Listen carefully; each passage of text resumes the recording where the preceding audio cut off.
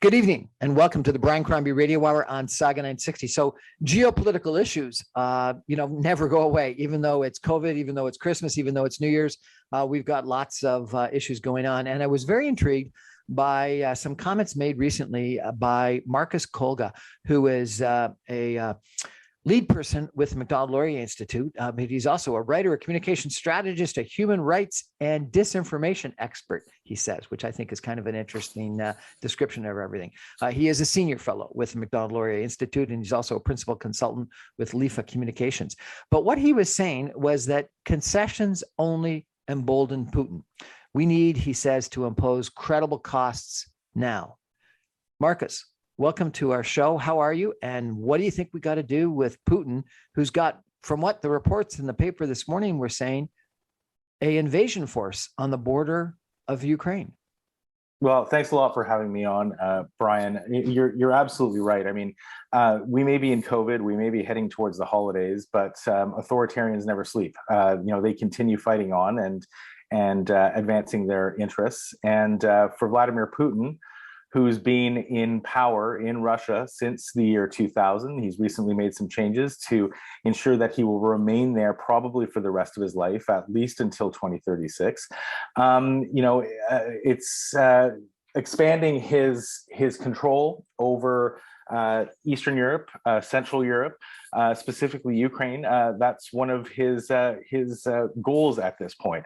Right now, Vladimir Putin is polling quite low nationally. His economy is tanking. Incomes are low. There have been some rising protests, anti-corruption protests. And so he needs a win right now. And what we've seen over the past number of years, whenever Vladimir Putin is in this sort of situation, he lashes out. And he lashes out with his tanks, with his artillery, and with his troops. He did so in Crimea in 2014 and in Eastern Ukraine as well. And as you mentioned, he now has well over 100,000 troops amassed along the border of Ukraine and seems very much poised to do something. We don't know exactly what that might be, but it's pretty much certain that he will attack somewhere within the next 2 to 3 weeks. And I think the West needs to be prepared. We need to stand up to Putin. We need to stand up to his bullying that he's engaging in around the region, because someone like Vladimir Putin, I mean, he's like a schoolyard bully. If you give him an inch, he'll take a mile. He only knows strength. It's the only language he knows. So standing up is the only way that we can deter him, and that's exactly what we need to be doing. When I read your article, it almost sounded like you were Churchill complaining to Chamberlain about his attitude toward Austria and Czechoslovakia. Well, that's an interesting point. I think that we've seen what appeasement of these sorts of strongmen lead to. The ultimate outcome is often war. You bring up Churchill. There's the famous Munich Agreement. We had a similar agreement, the Minsk Agreements, in 2014 after Vladimir Putin invaded Crimea and Eastern Ukraine. Vladimir Putin never honored those agreements in 2014, even though the Germans and the French believed that they had produced a ceasefire. Vladimir Putin's forces, the artillery that he has provided separatists in Eastern Ukraine, they've continued shelling ever since that day in 2014 when Vladimir Putin signed that agreement. So anytime you sign any sort of an agreement, a peace agreement with an authoritarian or a totalitarian, like we saw with Hitler, there is never any sort of guarantee that these people will honor their word. They will honor the treaties that they sign on to, and this is very much the same case for Vladimir Putin. So why don't we take a step back just for everyone, if we could, and remind us what happened. So it was 30 years ago, the USSR disintegrated and Ukraine became an independent country. Since then, two sizable portions of Ukraine, both Crimea as well as an eastern portion of Ukraine, have been retaken by Russia. Tell us about that, if you could. Well, sure. I mean, it's almost 30 years to the date. In fact, I believe it was 2 days ago that the Soviet flag came down from above the Kremlin, and Boris Yeltsin then declared the Soviet Union to be dead. At that point, many of the republics that were occupied by the Soviet Union, Ukraine among them, the Baltic states, Estonia, Latvia, Lithuania, Georgia and the Caucasus, Armenia, Azerbaijan, they were freed from Soviet captivity 30 years ago. And so it was a really important moment. And I think that most of us in the Western world at that time, in December 1991, we believed that this was the end of conflict. Francis Fukuyama famously said that it was the end of history. The end of history. The end of history. That liberalism had, classic liberalism that is, had defeated authoritarianism, and there was a new path that was being carved out for humanity at that point. And it did seem that way for about 10 years throughout the 1990s. Russia was certainly in turmoil. There was considerable chaos throughout those years, but there was a burning flame for democracy. It was still, democracy was still very much alive in Russia. The free press flourished. I think most people forget that during Yeltsin's years. There were hundreds of newspapers, television stations, radio stations all around Russia. And Russia was really experiencing a renaissance in free and open media. All of that changed in 2000 when Boris Yeltsin handed over the reins to Vladimir Putin. I think maybe some of your listeners will recall that in August of 1991, the KGB actually tried to take out Mikhail Gorbachev because of the reforms that he was engaging in. They, of course, lost, but they won in 2000 because Vladimir Putin, of course, was a former fairly high-ranking KGB officer. And so the KGB essentially took over in 2000 and started turning the screws on the Russian people. Free media was essentially snuffed out within 3 to 4 years. There were a series of assassinations of journalists, opposition activists, and all of this is simply accelerated since that time. And of course, there was 2014. In 2012, there was a presidential election that Vladimir Putin lost. There were mass protests, much to the chagrin of Mr. Putin, which he violently crushed. And in 2014, as I mentioned earlier, Vladimir Putin's polling numbers were down. There was a lot of discontent in the country, and so he decided to attack Ukraine, to take Crimea, which is a large peninsula on the south side of Ukraine, and an area called Donbass, which is rich in coal in the east of Ukraine. And he uses these sorts of aggressive maneuvers, this militarism, this neo-imperialism, some people call it, in order to stoke nationalism and pride in the Russian people, which is, having pride in your nation there's nothing wrong with that. But what he was provoking was a sort of a neo-Soviet, a return to the Soviet times, a return to the Stalinist times, which is a very bloody era, of course, in Russia, and stoking extremist nationalism. And that sort of nationalism has sort of stuck around Russia ever since that time in 2014. And as I mentioned earlier, there's been this simmering conflict that Vladimir Putin has engaged in order to destabilize Ukraine, to destabilize its economy, to undermine its democracy, in order to control it. And Ukrainians themselves have been aspiring ever since that time, before 2014, 2012, in fact, have been aspiring to become a Western democratic nation, a European nation. And that's not in the interests of Vladimir Putin. And so what we've been seeing over the past few months is Vladimir Putin positioning himself as some sort of a victim, Russia being a victim, that it's being surrounded by NATO and that NATO is behaving aggressively. This is a complete nonsense. NATO is a defensive alliance. Ukraine is not interested in attacking Russia. I think most European nations, certainly on NATO's eastern border, they just want to coexist peacefully. They just want to get on with their lives. And I think the same could be said for Ukraine. It's Russia, and primarily it's not Russia, but it's Vladimir Putin who is engaging in this sort of aggressive behavior and threatening the peace in Europe, security in Europe, and certainly, I think, peace around the world. But, at the same time, to use this analogy and maybe take it too far, but when Hitler attacked Poland, he justified it based on, he said, the threat that Poland was going to attack Germany, even though Germany was the one that had amassed invasion forces on the Polish border. So sometimes history does repeat itself. Anyway, we're going to take a break. We're chatting tonight with Marcus Kolga of oh my gosh, what's the name of the entity again? The Macdonald-Laurier Institute. The Macdonald-Laurier Institute, about Russia. We're also going to talk a little bit about China. We're going to take a break just for some messages for a minute and come back more with Marcus. Just stay with us.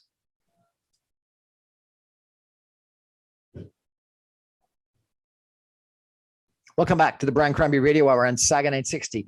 We're chatting tonight about authoritarianism. We're talking about what's going on in Russia, and we may, if we have some time, chat a little bit about what's going on in China as well. And my guest is Marcus Kolga, who's with the Macdonald-Laurier Institute. And this guy's got, this guy's got a resume. Let me just tell you a little bit about him. So he's a senior fellow at Macdonald-Laurier Institute. He's been there for almost 7 years.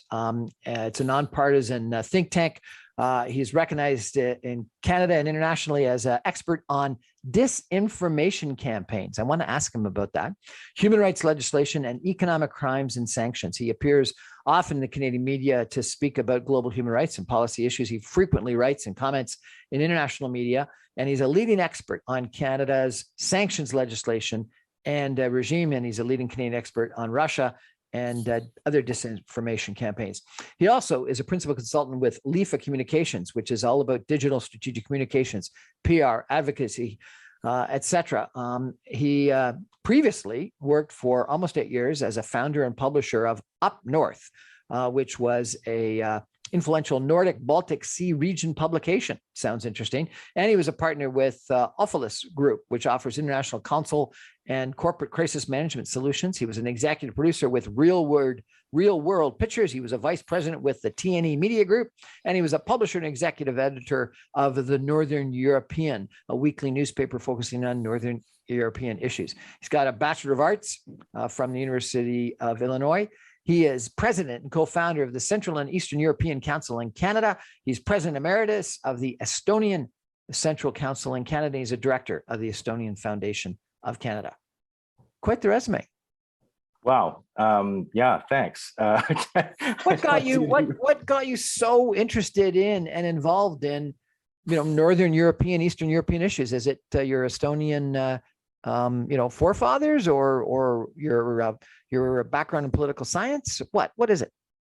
Well, I think it's a combination of all of these things. My parents fled Estonia. They were born in Estonia, on the west coast of Estonia. My mother's parents were farmers, as were my father's parents. In 1944, well, throughout the Second World War, Estonia, like much of Central and Eastern Europe, was first attacked by, at least in Eastern Europe, was first attacked by the Soviets in 1941 after Hitler and Stalin, of course, signed the infamous Molotov-Ribbentrop Pact, which basically enabled the coordinated start to the Second World War.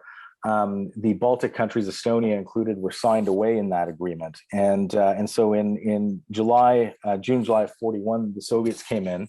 My grandfather was actually forced to mobilize with the Red Army and was taken to a Soviet gulag. And I actually made a documentary film about this called Gulag 113. We took a car in 2006 when my grandfather was nearly 94 years old. And we drove up to the far north of Russia when I was still allowed to go to Russia, and we filmed that journey. And we found the camp that he was at in 1941 with several hundred other, in fact, several thousand other Estonian men, most of whom died within the first 12 months of being in the Gulag. And then, of course, in 1942, the Nazis came and kicked out the Soviets and imposed their style of terror on Estonia and much of Europe, of course. And then in 44, the Soviets came back, and the terror was nonstop. There's a famous U.S. historian, Timothy Snyder from Yale University, who calls that area of Europe the Bloodlands because of all of the terror that those populations faced at the time. And so in September 1944, my grandparents, they were terrified of the Soviets coming back, and they took to the sea. They took my mother and father, who were then, but infants, and crossed the Baltic Sea to Sweden. And then in 52, they came to Canada. And so much of that history, the traumas that my grandparents faced, my parents and many of the Estonians who who came to Canada after that. I carried that with me. Ever since I was a young child, I heard the stories of what they had to endure, and so that really did inform a lot of my thinking and informs so much of what I do today. The political science obviously played a part in this, but it was really in 2007 when Vladimir Putin engaged in the first sort of international aggression towards Estonia. There was a situation in Estonia where the Estonian government decided to relocate a Soviet war memorial, and Vladimir Putin took advantage of this and provoked a Russian riot in 2007. With the intent, and I think a lot of historians and academics agree on this, with the intent of sending forces in to protect the Russian minority that was rioting. I saw that as a real, I think a significant geopolitical moment where I had to step in and try to help out. And it was at that moment where I decided that I was going to work with Russian pro-democracy activists and human rights activists, and try and promote a more positive Russia, and to demonstrate to Canadian elected officials and media that these Baltic communities, these Central and Eastern European communities, could work with Russian pro-democracy activists in order to make a much better world.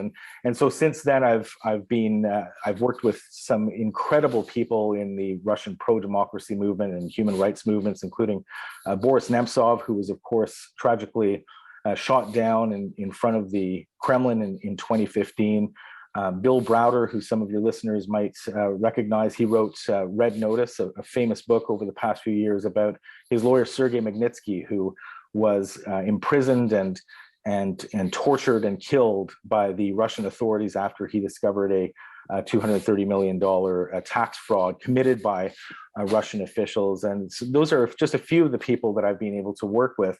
But most importantly, I was able to lead the civil society campaign in Canada for Magnitsky human rights sanctions. And this is a piece of legislation that allows the Canadian government to target foreign human rights abusers and corrupt officials with sanctions. That means that we now have the ability to freeze their assets and ban them from traveling to this country. And so that was a real highlight in my career. And all of that, further to your question, I mean, I think all of that stems from my background and my parents' background and their history. And so, I feel like if I'm asked to help in any sort of way, certainly when it comes to human rights or democracy, I can't say no, and I have to fight for those whose rights are being repressed and marginalized. I got to tell you, I read it's Red Notice. Is that the name of the book? Yeah, I read Red Notice. I don't know how long has it been out? I think it was almost a decade ago. Oh no, it's not that long. 4 or 5 years. Okay, I read it. I did some work in the Ukraine in 2007, 2008, 2009. And ended up being invited to go to Russia to do some business with some of the people that I was dealing with in the Ukraine, and I didn't end up going. And I don't know why. I was just a little bit concerned about some of the stories that I heard. And then I read the book, Red Notice, and I got to tell you, I found it to be number one of the most gripping books I've ever read. It was incredible. But then number two, I was going, oh my God, I missed that terrible opportunity. Thank God I hopped away from that bullet, because oh my God, it just sounded unbelievable what happened to this guy, because he was a business person doing business in Russia, and just got on the wrong side of some of the people that he first was on the right side of, and it ended up being just a unbelievable terror story. So it's a really gripping book. I'd love to chat with you about that at some point in time in the future.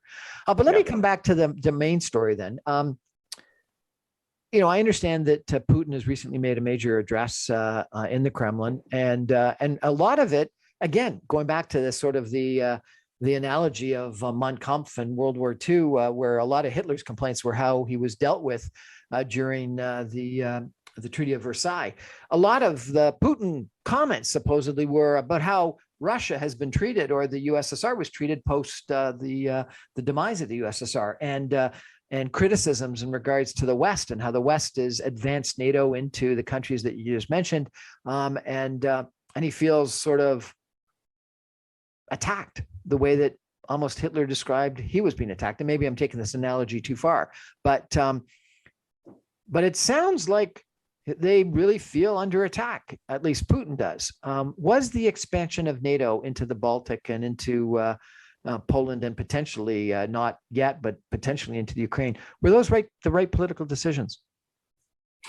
Well, I mean, if you're looking at it from Vladimir Putin's perspective, perhaps not. But quite frankly, I think that if Russia was still ruled by a Democrat who respected the rule of law, who respected human rights, and who would respect the sovereignty of its neighbors, I don't think we'd have a problem, to be quite frank. What we have right now in Russia is a man who is in power, who, along with a handful of oligarchs, has robbed the country blind. He knows that the people know that he's done it. It's been, pretty widely exposed. And so what he is doing right now is holding on to power for dear life. He knows that the only exit, and this is Vladimir Putin, or sorry, not Vladimir Putin, Boris Nemtsov, my old friend, who's the pro-democracy leader. Even back in 2014, 2015, Boris used to say to me, the only way that Putin is going out, and Putin knows this, is feet first.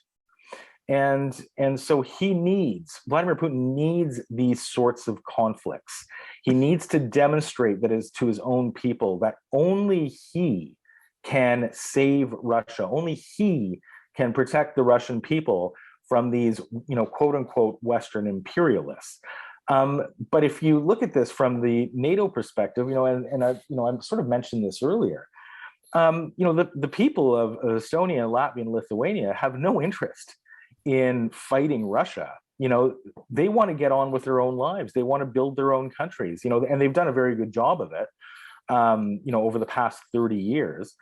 They've become democratic nations. They are very much a part of the community of democracies, and the Ukrainian people, of course, are looking to join these countries. And they've seen the examples of economic progress in all those Baltic countries, as well as particularly Poland, that has really at times joined the Western world. Well, exactly. I mean, all of these countries have done remarkable jobs. I mean, there's been a bit of backsliding in a few of them. There was a threat about a year and a half ago of some far right parties coming to power in Estonia. Unfortunately, we've seen that happen in Hungary, a little bit in Poland as well.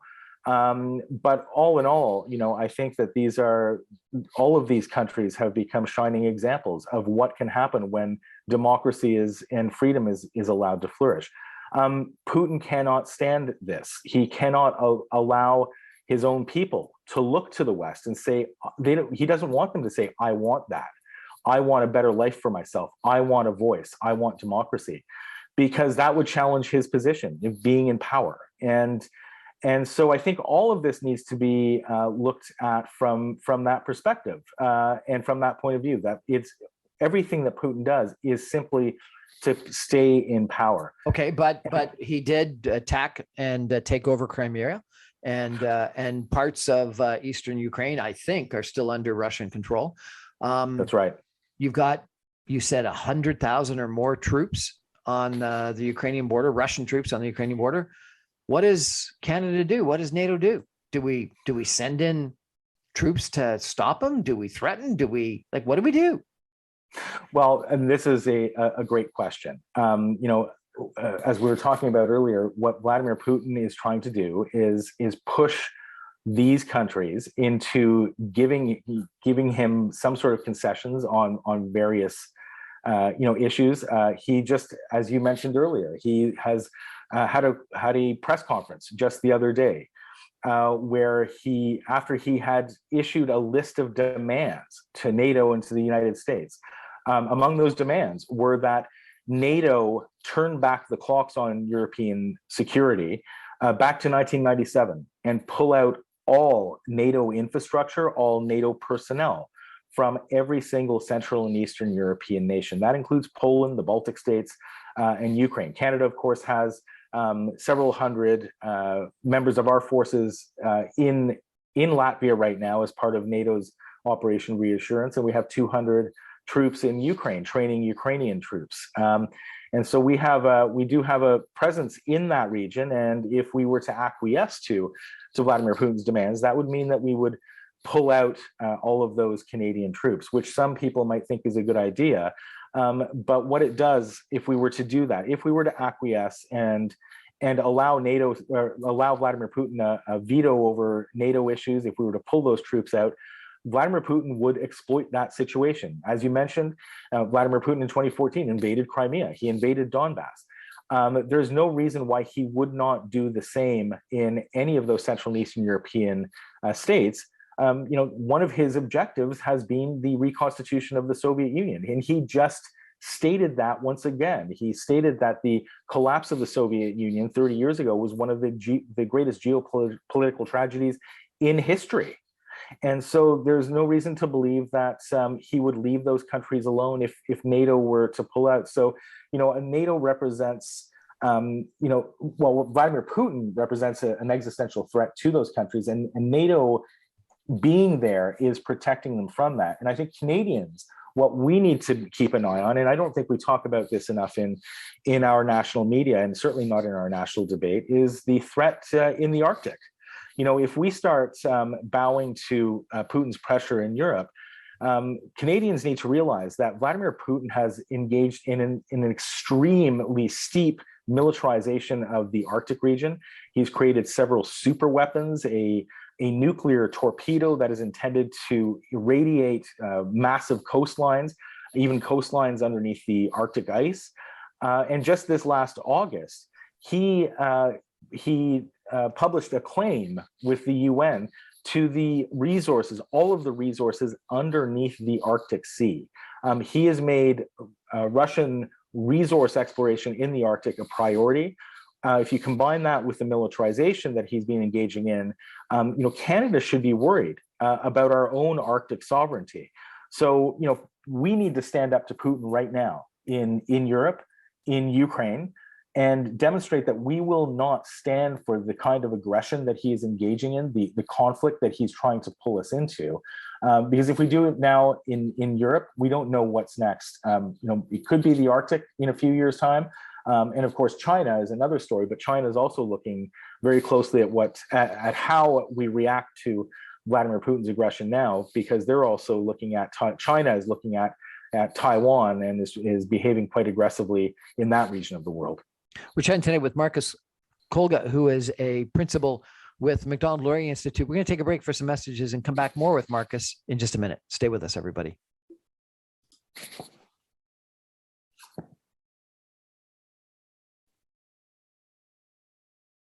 Welcome back to the Brian Crombie Radio Hour on Saga 960. I'm having a really interesting conversation tonight with Marcus Kolga, who's a principal with Macdonald-Laurier Institute. And we're talking about Russia, the USSR, the Baltic states, Poland, Ukraine, and 100,000 troops, Russian troops that are amassed at the Ukrainian border. Marcus, I understand your comments about appeasement and that it's bad and that you got to stand up to a bully and all those kinds of things. But what if he actually attacks? What if he actually, and we saw this in 2014 and didn't we play a game of chicken and we stepped aside and he had his justifications, at least his they may be not justifications, but they were what he said. What he said was that Crimea was always part of Russia and Russia gave it to the Ukraine when the Soviet Union was created. And then I think in regards to Eastern Ukraine, he said, well, those people are Russian speaking and white Russians, and they're more associated with Russia than they are with Ukraine. So I guess number one question would be, is there any justification for those justifications or his justification? and number two, since he did it once and we backed down, why wouldn't he do it again? Well, first of all, on the question of the justifications, I think that Vladimir Putin, he would claim that every single part of the former Soviet Union, those states that were occupied by the Soviet Union, are somehow rightfully his. His Russia, he is trying to transform that, where in 1991, the Soviet Union ceased to exist and Russia came back on the map, literally. He's trying to turn the clocks back on that. I don't know how closely you follow international hockey or sports, but just 3 nights ago, Team Russia played Team Finland, and the jerseys that the Russian team came out with were Soviet Union jerseys. So this process of reconstituting the Soviet Union, I mean, a lot of it is based on propaganda, disinformation, lies. But he is actually engaging in this process, trying to show to his own people that the Soviet Union might be back. And part of that is this. And part of this explains the aggressive nature of his behavior in much of the region. Now, going to the question of will he attack? I've had a lot of discussions about this over the past several weeks. I've spoken to officials in Ukraine about this. They are deeply worried. They are deeply worried that he will attack. There are some very strange things that are happening around Russia. Just over the past few days, Vladimir Putin has closed a number of regional airports. The likely reason is that he is probably using them to amass troops and fly them to its western border along Ukraine. And so all of these signs, I mean, this is more than just saber rattling. And it seems like that some of the things that Vladimir Putin has been saying over the past week, 2 weeks or so, he is trying to find some justification to go to war. Just 2 days ago, he had a press conference with his defense minister, Shoigu. Shoigu claimed that private military contractors from the United States were active in the Donbass region, this is eastern Ukraine, placing some sort of a chemical bomb in order to provoke some sort of a conflict. I mean, there was no evidence presented of any of this. It is complete nonsense. But what it's very clear is that Vladimir Putin is clearly itching for a war. He is looking for some sort of a reason, some sort of pretext that will allow him to attack somewhere. Now, I think the likelihood, and this is my own sort of view, is that he will most likely within the next 2 to 3 weeks attack Donbass. He will send his troops into that region. Just last week, there were actual photos of Russian tanks already in eastern Ukraine. So the likelihood is that the invasion has already begun of eastern Ukraine. And I think the unfortunate reality is that I don't think the West will stand up. I think the West, NATO, will allow Vladimir Putin to have that piece of Ukraine. As we found out with Hitler and other appeasement, once you give him Austria and then Czechoslovakia and then Poland, it'll continue forever, won't it? Well, and I think that's the question, is where does it stop? So if we allow him this piece of Ukraine, which he will take, quite, I think, relatively easily, where does he stop? Now, I think that, the Ukrainian army that Vladimir Putin faced in 2014 was quite different from the one in Ukraine today. They have been able to train for the past 7 to 8 years with US, UK, and most importantly for us, Canadian forces trainers.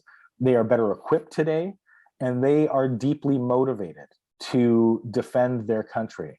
An actual invasion into Ukraine by Russian forces would be extremely costly for Vladimir Putin. As I mentioned earlier, his polling numbers are quite low. He's around the 30% mark, if we're to believe that if that's true. It could actually be much lower. Those sinking incomes, the sliding economy, to have body bags of young Russians coming back in what would be, hundreds, if not thousands, within a 2-week conflict, would not help him. And I think that if you look at it from that perspective, from the political perspective and the propaganda effect, I'm not sure that that Vladimir Putin is prepared to to take that risk. And so I think the likelihood of a broader invasion into Ukraine is maybe unlikely at this point, but it all depends on what happens in Donbass over the next 2 weeks. If he's able to take that rather quickly, he might have the appetite to move further. And as far as Canada's reaction to that, the West reaction, we need to stand up. If he is going to do that, I mean, we should be standing up right now. What we should be doing is imposing sanctions on Vladimir Putin's inner circle of oligarchs, the ones that enable him. There have been several allegations that the oligarchs that are around him are actually Vladimir Putin's own sort of purse keepers, bankers, if you will, and that they're holding his assets. And so if you start placing sanctions on them, it sends a strong signal to Vladimir Putin that we mean business. So we should start doing that immediately. And certainly if Donbass is invaded by Vladimir Putin, we need to do that. We should be pulling Russia's ability to operate within the SWIFT banking system. This is the international banking system that allows transactions to be made across borders. We should hit him there and remove his ability to use that system. But Marcus, are economic sanctions against oligarchs and taking them out of some international SWIFT money system going to be enough to stop an invasion of the Ukraine?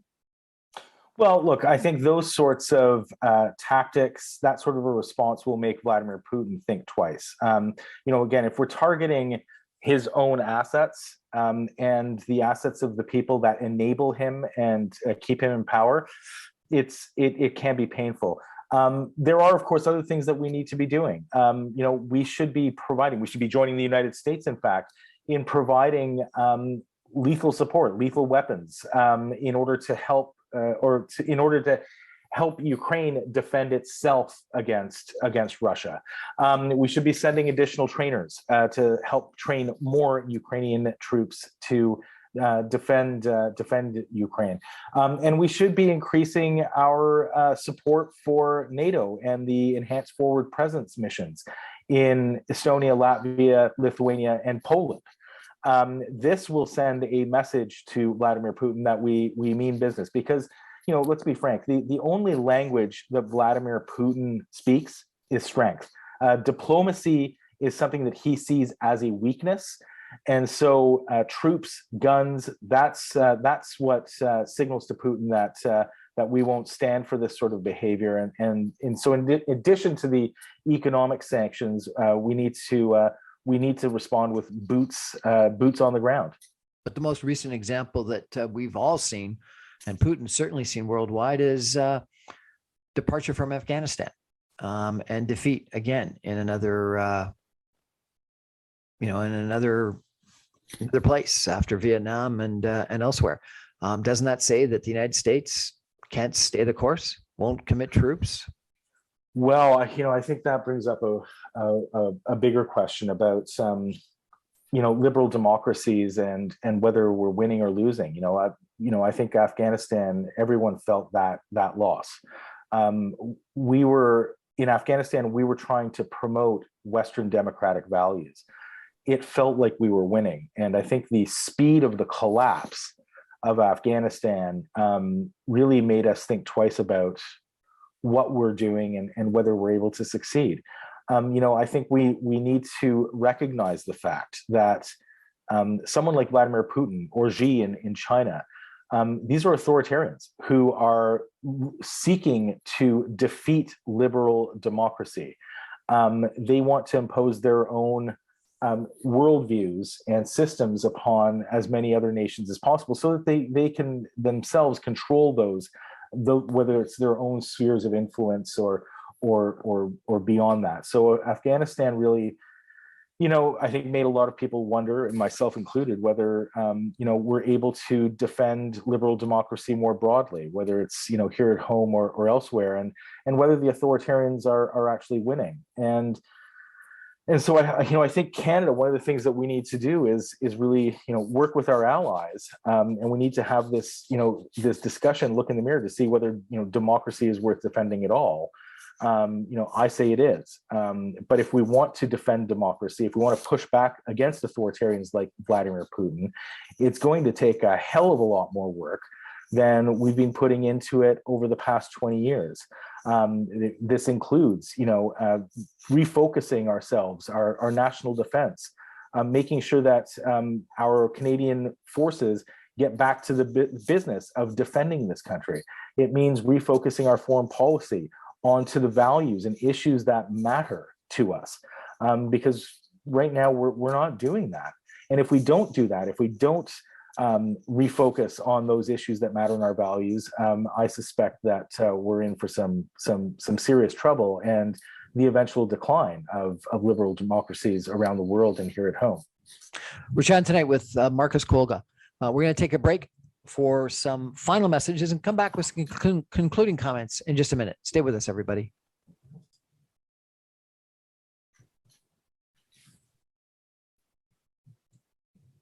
Welcome back to the Brian Crombie Radio Hour on Saga 960. I'm really enjoying my chat tonight with Marcus Kolga, who is a principal with the Macdonald-Laurier Institute, an expert in, it would appear, Eastern European, Russian, and authoritarian regimes. Sounds like an interesting thing to be focused on, sir, but you're the expert on it. The other thing that I have to ask you about that is in your resume is that you're an expert on disinformation. Tell me, what is disinformation? Well, disinformation, I primarily focus on foreign disinformation. So these are narratives, propaganda, if you will, that targets Canada, Canadian interests, Canadian elected officials, in order to undermine our democracy and certainly our trust in our elected officials and in our institutions. And, basically where we saw these in real action and where we saw the greatest impact of foreign disinformation was, most people will remember the 2016 US presidential elections, whereby Russian-aligned actors of the Russian government directly interfered in that election to manipulate the outcome, and not only manipulate the outcome, but to polarize and divide Americans. This has long been an objective of the Kremlin, going back to the Cold War era. Undermining of democracy, the subversion of Western democracies, has been a primary target for some time, and they really did achieve that in 2016. And I think that we saw the long-term impact and ramifications of that up till January 6th last year, when the US Capitol was stormed. This is a direct result of foreign disinformation and propaganda. And Canada has not been spared from it. Canada is also being targeted. Back in 2017 and 2018, the Russian embassy here in Canada promoted narratives about our own elected officials. Our Deputy Prime Minister, Chrystia Freeland, was targeted by a well-orchestrated, well-coordinated effort by the Russian Ministry of Foreign Affairs to discredit her in the eyes of Canadians. Now, that operation luckily failed because our national media picked up on it and dissected it and exposed exactly what it was that they were trying to do. But this is an ongoing effort. I've personally been targeted with disinformation, being targeted with efforts to discredit me. And in fact, I've faced on several occasions death threats from Kremlin-aligned actors, and have had to have the police here in York Region, where I live, intervene. And thankfully, they've taken these threats seriously. But I'm not the only one. I mean, there are a lot of other activists, political leaders who are targeted by Russian efforts. And this is something that we need to start taking very seriously in this country. Our allies are doing it in Europe, but we haven't really developed any sort of broader whole of government, whole of society strategy to deal with this.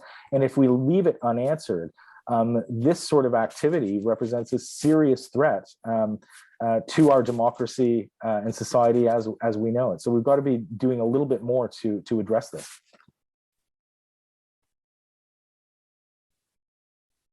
Oh, no. Marcus Kolga, principal at Macdonald-Laurier Institute, thank you so much for joining us tonight and telling us a little bit about what you think is going on in Russia, the Ukraine, Eastern Europe, etc. It's a little scary. It's going to be something we're going to have to watch very closely. And I know I may have taken the analogies of the start of World War II a little bit farther than they should have been taken, but I got to tell you, the appeasement of Chamberlain, of Hitler by Chamberlain, the massing of German troops at the Polish border, and the threats that then the Germans, Hitler said it was all because the Poles were going to attack Germany, and then they invaded. So many of what Putin said just this past week in regards to the injustices and the bad treatment of Russia by the West, etc. Harkening back to Hitler saying the same thing in Mein Kampf about how they were treated in the Versailles Treaty. It just makes me wonder if history does repeat itself, and I hope to God not.